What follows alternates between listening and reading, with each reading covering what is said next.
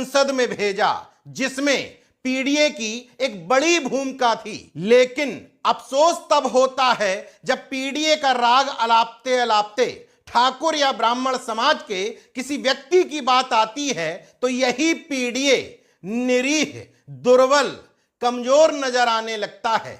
2 विधायकों वाले ब्राह्मण समाज से नेता प्रतिपक्ष बनाने के लिए कभी ये पीडीए पांडे डेवलपमेंट अथॉरिटी बन जाता है, कभी पीडीए का ए अल्पसंख्यक से हटा करके पिछड़ा दलित अगड़ा बन जाता है।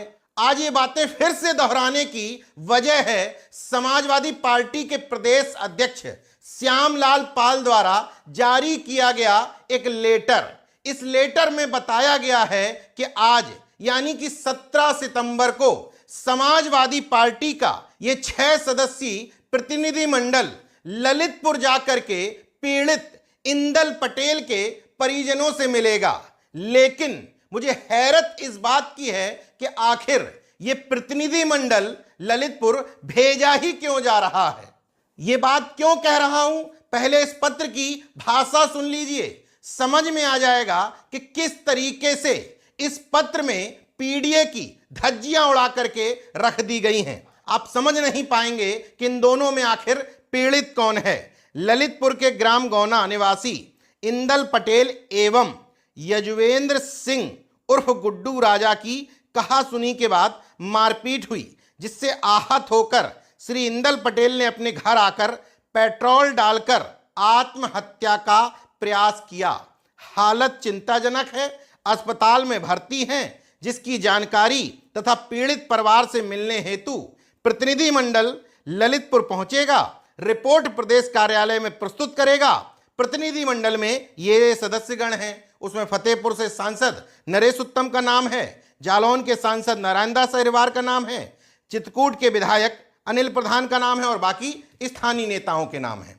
अब सवाल ये उठता है कि इस लेटर में क्या तकलीफ है। इस पत्र की भाषा सुनिए, पहले से ही लिख दिया गया है कि इंदल पटेल ने आत्महत्या का प्रयास किया, जबकि इंदल पटेल का पूरा परिवार चीख चीख करके कह रहा है, एफआईआर में भी उसने यही लिखवाया कि ठाकुर पक्ष के लोगों ने घर में घुसकर पहले तोड़फोड़ की, इंदल पटेल के पिता को पीटा, चौराहे पर इंदल पटेल की बाइक को तोड़ा, उसको फिर पीटा, जब वो घर आया तो घर में घुस करके पेट्रोल डाल करके उसको जला दिया।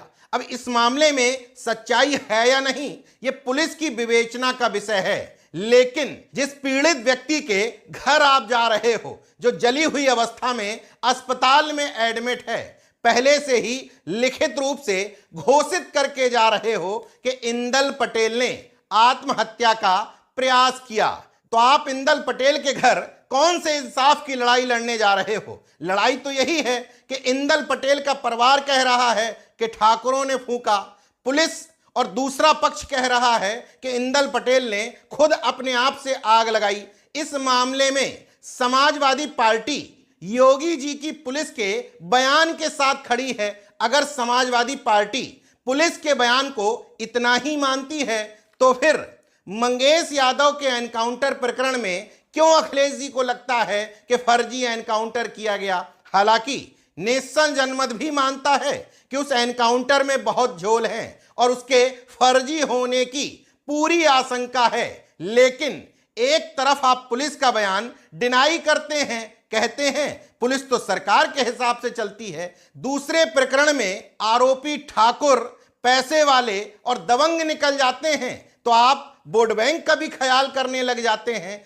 आपके पत्र की भाषा भी आरोपियों के प्रति बेहद शालीन हो जाती है, उसमें समझ में भी नहीं आता कि आरोपी कौन है और पीड़ित पक्ष कौन है। मैं यहां जज की भूमिका में नहीं आना चाहता कि इंदल पटेल का परिवार सही कह रहा है, पुलिस सही कह रही है या ठाकुरों के बयान सही है, लेकिन आप जा तो पीड़ित पक्ष की तरफ से रहे हैं, उनके घर पहुंच जाते, पीड़ित पक्ष के बयान सुन लेते, तकलीफ सुन लेते, उसके बाद कुछ बयान देते तो बात भी समझ में आती। आपके पत्र में घर में घुस करके मारपीट करने की बात, तोड़फोड़ करने की बात, इंदल के बुजुर्ग पिता को पीटने की बात भी गायब है, जबकि इतना तो योगी जी की पुलिस ने भी मान लिया है। यहीं पर तो अखिलेश जी के पीडीए पर मुझे संदेह उत्पन्न हो जाता है। इस प्रकरण के बाद अखिलेश जी का कोई भी ट्वीट नहीं आया, सीधे सीधे प्रतिनिधिमंडल भेज रहे हैं, वो भी शायद इस दबाव में कि चंद्रशेखर आजाद ने न सिर्फ इस घटना पर सबसे पहले ट्वीट किया, अपने प्रतिनिधिमंडल को भेजा, उनकी पार्टी के लोगों ने वीडियो कॉल पर उनसे पीड़ित परिवार की वार्ता करवाई। इसके बाद उन्होंने अधिकारियों से बात की, शीघ्र ही ललितपुर आने का आश्वासन भी दिया। विधायक पल्लवी पटेल घटना स्थल पर यानी कि ललितपुर ही पहुंच गईं। विभिन्न समाजों के संगठन ललितपुर पहुंचने लगे तो सवाल उठा कि समाजवादी पार्टी से 7 सांसद कुर्मी समाज से जीते हैं, 20 सांसद ओबीसी समाज से जीते हैं, 13 विधायक कुर्मी समाज के समाजवादी पार्टी में हैं, ये सब कर क्या रहे हैं? तो आनन फानन में प्रतिनिधिमंडल तो भेज दिया, लेकिन इस समाज का खौफ भी मन में बना हुआ था, तो भाषा ऐसी लिख दी कि पहले ही पुलिस को, बीजेपी को क्लीन चिट देते हुए आपका प्रतिनिधिमंडल वहां पहुंच रहा है, तो सोशल मीडिया पर लोग सवाल कर रहे हैं कि इससे अच्छा आपका प्रतिनिधिमंडल वहां फॉर्मेलिटी करने ना ही जाता तो बेहतर होता। और सबसे हैरत की बात यह स्थिति तब है जब लोकसभा चुनाव में पीडीए पूरी तरीके से सफल रहा। समाजवादी पार्टी के 37 सांसद जो जीते हैं, उनमें से 20 सांसद ओबीसी हैं, 4 सांसद मुस्लिम हैं, 8 सांसद एससी हैं, यानी कि पीडीए के 32 सांसद चुनकर के आए हैं। महज 5 सांसद गैर पीडीए हैं, जिनमें 1 बनिया, 1 भूमिहार, 1 ब्राह्मण और 2 ठाकुर हैं। अकेले कुर्मी समाज की बात करें तो 7 सांसद समाजवादी पार्टी में इस समय पटेल समाज के हैं। विधानसभा चुनाव में 13 विधायक कुर्मी समाज के समाजवादी पार्टी में जीते थे। मतलब सांसद विधायक मिलाकर के संख्या होती है 20। वहीं ठाकुर समाज की बात करें तो महज 2 सांसद हैं समाजवादी पार्टी में। विधायकों की बात करें तो 4 विधायक जीते थे, 4 में भी 2 राकेश प्रताप सिंह, अभय सिंह राज्यसभा चुनाव में धोखा देकर के निकल लिए। मतलब विधायक सांसद मिलाकर के संख्या होती है ठाकुरों की 4, पटेल समाज की होती है 20। मतलब 5 गुना वाले समाज के साथ इस तरीके का सौतेला व्यवहार करेंगे, फिर रोते घूमेंगे।